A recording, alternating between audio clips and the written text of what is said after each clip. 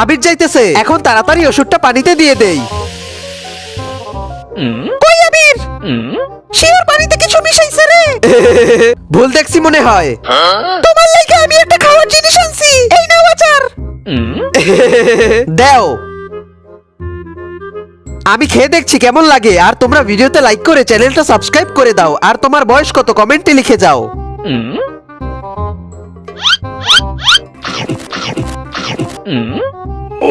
এই আচার কই পাইলা? এত মজার আচার আমি কোনোদিন খাই নাই। সেই সেই নে পানি খাই এলো।